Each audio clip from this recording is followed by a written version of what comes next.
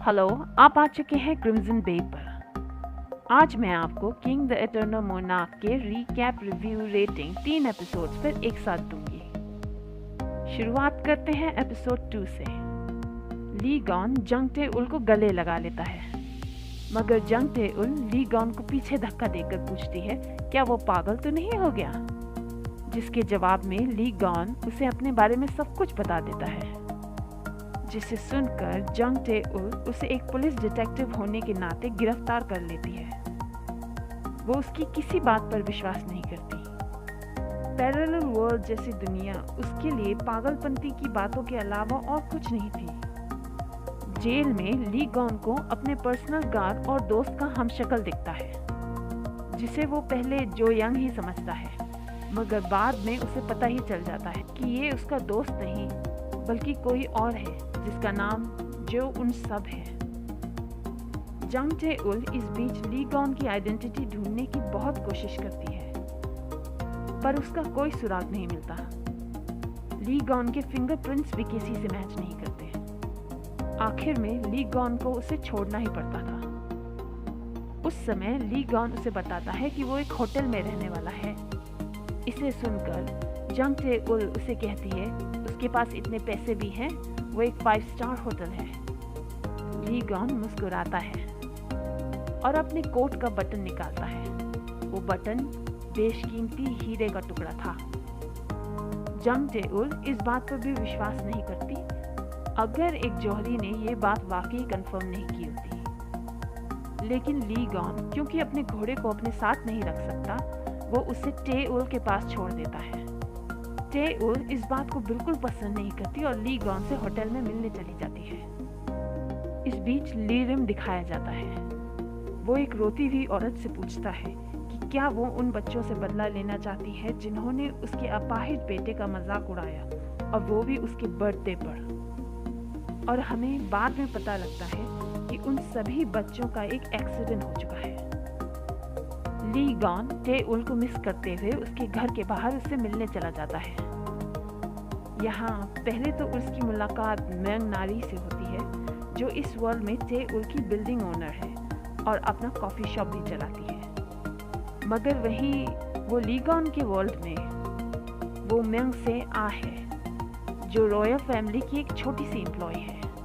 और फिर जो दूसरा इंसान उससे मिलता है वो होता है डिटेक्टिव शिनजे। दोनों ही एक दूसरे को पहली नजर में फूटी आंख नहीं पाते, और ऐसा क्यों है मेरे साथ साथ आप सभी भी समझ गए होंगे। टे उल शिनजे के साथ बाहर जाने के लिए निकलती है, मगर कोई बात ली गॉन को लेकर उसे परेशान करती है और उसे वापस अकेले आना ही पड़ता है। वो ली गॉन से कुछ देर तक बातें करती है और कहती है उसे अपनी फैमिली के पास लौट जाना चाहिए। वो सब उसके लिए परेशान हो रहे होंगे, मगर जवाब में ली गॉन कहता है उसका कोई नहीं है, और मुस्कुराकर फिर कहता है कि उसने इसी वक्त एक डिसीजन लिया है कि वो टे उल से शादी करके उसे अपनी रानी बनाएगा।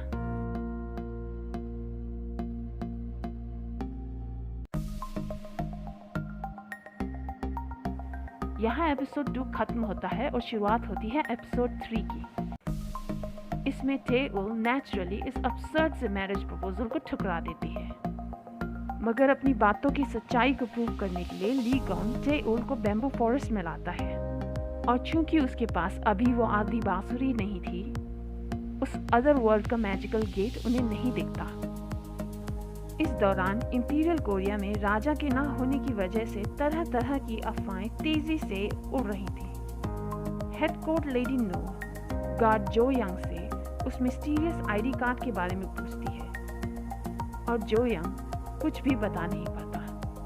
वो कहता है कि इस नाम की कोई लड़की उसे आज तक किंगडम ऑफ कोरिया में नहीं मिली। यहाँ रिपब्लिक कोरिया में जंग टे उल को रिपोर्ट मिलती है कि ली गॉन का डीएनए भी कोरिया में किसी से नहीं मिलता, और उस पर भी उसे एक कॉल आता है जिसमें उसे बताया जाता है कि ली गॉन का घोड़ा एक रेयर स्पेनिश ब्रीड है जो कोरिया में एग्जिस्ट ही नहीं करता। टे उल ली गॉन से बात करती है तो ली गॉन उसे बताता है कि उसकी कोरिया की कल्चरल कैपिटल बुसान है, सेंट्रल गवर्नमेंट सियोल में है, और इकोनॉमिक कैपिटल प्योंगयांग है और उसके किंगडम में नॉर्दर्न और सदर्न रीजन है, ना कि एक डिवाइडेड नॉर्थ और साउथ कोरिया। टेउल इस बार भी उसकी बात को नहीं मानती और उठकर चली जाती है। अगले सीन में ली गॉन अपने होटल रूम में एक रोब में खड़ा होता है। अचानक से बिजली कड़कती है और वो दर्द से कर्रा उठता है और फिर उसके कंधे पर दिखते हैं आग से चमकते हुए कई निशान। इस इंसिडेंट के बाद उसके लिए एक और हैरानी की बात होती है जब टाइम भी उसके लिए रुक जाता है। ली रिम इस दौरान एक छोटी सी बुक शॉप में पहुंचता है।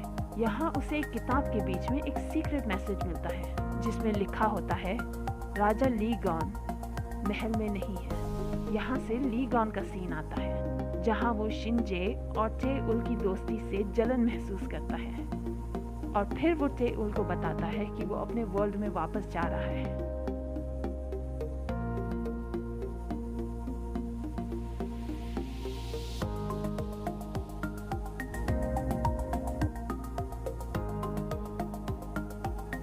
तरह एपिसोड 3 का भी अंत होता है।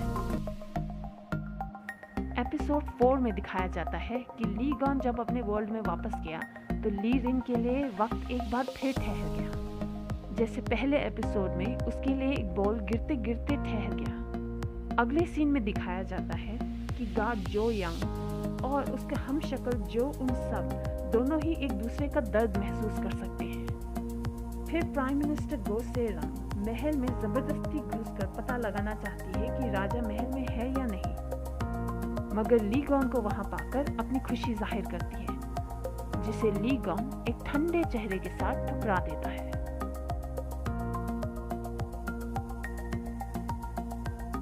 जल्द ही ली गॉन अपने राजा होने की सभी जिम्मेदारियां संभाल लेता है, लेकिन वो अपने अंकल ली जोंग से भी मिलता है और पूछता है क्या उन्होंने कभी ली गॉन यानी उससे नफरत की है, क्योंकि ली गॉन जानता है कि उन्हें उसकी वजह से अपनी फैमिली और बच्चों से दूर रहना पड़ा था और वहाँ रिपब्लिक कोरिया में जंग टेउल से उसका आई कार्ड खो जाता है।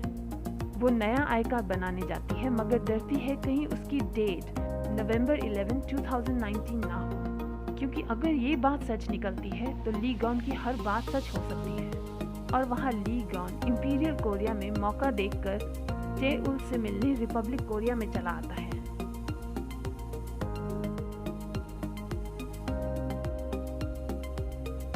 और टेउल जब ली गॉन को देखती है तो उसका पहला क्वेश्चन होता है कि उसके आई कार्ड में उसके बाल बंधे हैं या खुले। ली गॉन बताता है कि टेउल के बाल उसके आई कार्ड में बंधे हुए हैं और टेउल को फाइनली उसकी बातों का यकीन होना शुरू हो जाता है।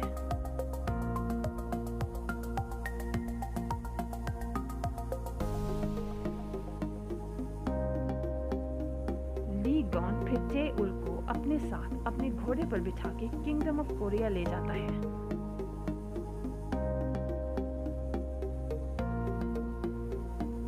यहाँ हमारा रिकैप खत्म होता है। पार्ट 3 जल्दी ही आएगा। ये ड्रामा बहुत स्ट्रांगली जा रहा है। सस्पेंस और रोमांटिक कनेक्शन ग्रेट सिनेमैटोग्राफी के साथ एंजॉय करने को भी मिल रहा है। मुझे इस ड्रामा के अच्छे होने की पूरी उम्मीद है। 7.5 स्टार्स आउट ऑफ 10 इस ड्रामा के लिए मेरी रेटिंग इस बार ये है। Please like, comment and subscribe. Thank you for watching.